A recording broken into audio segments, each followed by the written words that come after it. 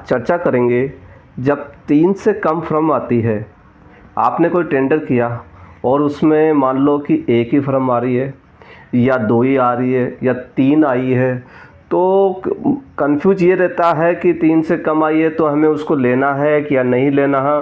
तो इसी पे साथियों आज अपन चर्चा करेंगे कि आरटीपीपी जो कहता है वो ये क्या कहेगा। और जब मान लो कि इस प्रकार की आपने जब भी कोई ऐसा कोई एक टेंडर किया है जिसके अंदर आपके पास 3 से कम फर्में आती है, तब आपको क्या नोटिंग करनी चाहिए। और उसमें भी 2 कंडीशन होती है, आपको टेंडर आगे जारी रखना है या उसको कैंसिल करना है। तो मैं दोनों ही नोटिंग कैसे करनी है उसके बारे में मैं आपको बता रहा हूँ साथियों। वैसे आपको सबको नॉलेज है। सबसे पहले मान लो कि ये कोई टेंडर किया था। जब भी कोई टेंडर करते हैं तो क्या होता है कि उसका इवोल्यूशन किया जाता है, मूल्यांकन किया जाता है। जब मूल्यांकन हो जाता है तब उसके लिए एक बैठक आयोजित की जाती है। तो आप लिखेंगे बैठक कार्यवाही विवरण नोटशीट के अंदर लिखेंगे। उसमें आपको लिखना है यहाँ साथियों 2 चीज़ें, एक तो है तकनीकी मूल्यांकन समिति, एक होती है उपापन समिति। यहाँ जो बैठक आयोजित की जा रही है वो की जा रही है किस चीज़ की? उपापन समिति। किसकी? उपापन समिति की। अब कई जगह क्या होता है साथियों, केवल एक ही समिति बनाई जाती है, केवल उपापन समिति। और कई जगह क्या होता है साथियों, मूल्यांकन समिति भी बनाई जाती है। जहाँ तक हो सके साथियों, यदि 2 समिति आपसे बन रही है तो बनाना चाहिए। उपापन समिति का काम तो क्या होता है साथियों, सारा जो भी कुछ है सब कुछ फाइनल उपापन समिति में रहता है। लेकिन वो अपने काम को, अपने बर्डन को कम करने के लिए साथियों एक समिति और बना देती है, उसको कहते हैं तकनीकी मूल्यांकन समिति। वो तकनीकी मूल्यांकन समिति क्या करती है, टेंडर में जो भी बिडर आते हैं उनका इवोल्यूशन करती है और अपनी रिपोर्ट उपापन समिति को सौंपेगी। अब इसमें क्या करना है, मान लो कि एक कंप्यूटर का कोई टेंडर है तो उसमें आपको कैसे नोटिंग करनी है, क्या मैं आपको बता देता हूँ। कंप्यूटर के उपापन हेतु जारी बोली संख्या, ठीक है, आपका जो टेंडर हो जाएगा के क्रम में तकनीकी मूल्यांकन समिति द्वारा प्रस्तुत मूल्यांकन पर विचार विमर्श किए जाने हेतु उपापन समिति की बैठक दिनांक को दोपहर जो भी समय हो आयोजित की गई, जिसमें निम्नलिखित अधिकारी उपस्थित हुए। ये बैठक कार्य विवरण बन रहा है। अब साथियों यहाँ देखो पॉइंट हर चीज़ नोट करने की होती है। यहाँ अपन ने लिखा है विचार विमर्श किए जाने हेतु। यहाँ विचार विमर्श का मतलब ये है साथियों, ये तकनीकी मूल्यांकन समिति ने अपना इवोल्यूशन करके यहाँ समिति के समक्ष रखा, तो उसके ऊपर विचार विमर्श किया जाएगा कि ये सही है या गलत है। गलत है तो हो सकता है उनको दोबारा इसमें मिनट्स में डाला जाए कि आप दोबारा इवोल्यूशन करें, सही ढंग से करें, जो भी है रीजन। इसलिए विचार विमर्श किया जा रहा है, इसको फाइनल नहीं किया जा रहा है। तो विचार विमर्श अपन लिख सकते हैं और जैसे भी आपको उचित लगे वैसे कर सकते हैं। जब इस प्रकार हो तो निम्नलिखित अधिकारी उपस्थित हुए, जैसे ABCD, जिसमें यहाँ लेखाधिकारी होगा, कंप्यूटर का था तो प्रोग्रामर अपने रख लिया है, कोई भी मतलब कंप्यूटर का जो विशेषज्ञ हो उसको अपने को रखना है। अगला पॉइंट ये आता है साथियों, अब अपन इसमें लिखेंगे कि मूल्यांकन समिति द्वारा प्रस्तुत तकनीकी मूल्यांकन प्रतिवेदन परिशिष्ट A, B पर चर्चा की गई। यहाँ कहने का मतलब क्या हुआ साथियों, मूल्यांकन समिति ने क्या है, अपना इवोल्यूशन करके अपना एक कुछ परिशिष्ट बना दिया, जिसके अनुसार उन्होंने बता दिया कि ये तो पात्र है, ये अपात्र है, जो कुछ भी बता दिया तो इसको अपन परिशिष्ट दे सकते हैं। या फिर इसी अगली नोटशीट जो भी इन्होंने किसी नोटशीट पे दी है तो उसका पेरा का हवाला दे सकते हैं, जैसा भी उचित है। फिर आपको बनाना है कि तकनीकी बोली में 3 बोलीदाता फर्म, ठीक है, जो भी बोलीदाता 3 बोलीदाता हैं उनके नाम आ जाएंगे कि तकनीकी दस्तावेज ई-प्रोक पर प्राप्त हुए, ठीक है, एसपी पोर्टल पे, ई-प्रोक पे, जो भी हो। तकनीकी मूल्यांकन समिति द्वारा प्रस्तुत मूल्यांकन प्रतिवेदन अनुसार तकनीकी रूप से एक फर्म ही पात्र पाई गई है। यहाँ उपापन समिति कह रही है, यहाँ उपापन समिति क्या कह रही है कि मूल्यांकन समिति ने केवल एक ही फर्म को क्या माना, पात्र पाया है, ठीक है। अब आगे आरटीपीपी क्या कहता है साथियों, आरटीपीपी नियम 63(4) ये कहता है कि सामान्य रूप से तकनीकी मूल्यांकन में अहित फर्मों की संख्या 3 से कम नहीं होनी चाहिए। यदि है तो उसका कारण लिखना होगा। अब बात यहाँ आती है, बहुत से लोगों को ये विचार रहता है कि ना 3 से कम नहीं होनी चाहिए। यहाँ 3 से कम नहीं कह रहे, ये कह रहा है कि टेक्निकल रूप से अहित मतलब क्वालिफाई, मतलब जिसको क्वालिफाई हो चुके हो। और ये भी एक सामान्य रूप से है, ये ऐसे नहीं है कि मिनिमम 3, ये इन्होंने एक सामान्य पैटर्न कहा कि सामान्य रूप से 3 से तो कम नहीं होनी चाहिए। कौन सी? जो पात्र पाई जा चुकी हो, ठीक है।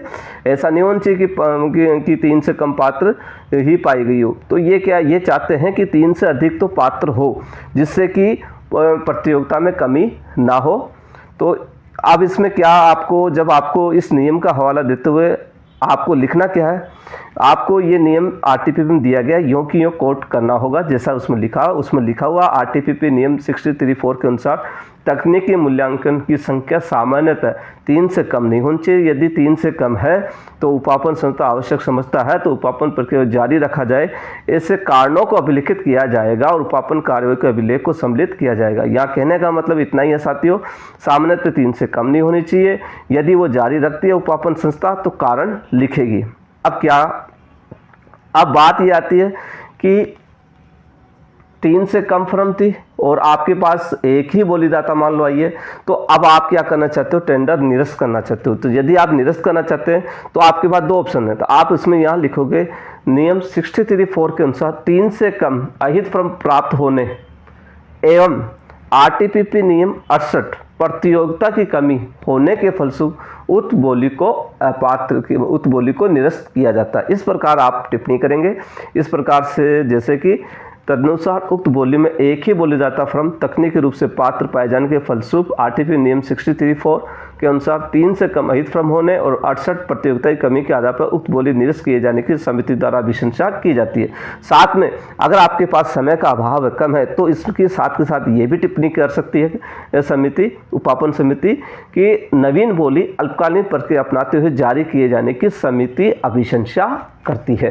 यहाँ कहना का मतलब उस समय जो दिया गया उसको कम करते हुए अभिशंसा, जब नया टेंडर जारी करेंगे तो इस नोटिंग का हवाला दिया जाएगा और उसके अनुसार प्रोसेस किया जाएगा। अब बात ये आती है साथियों कि आपको तो वो एक जो बिड आई है उसको ओपन करना है, आपको निरस्त नहीं करना टेंडर।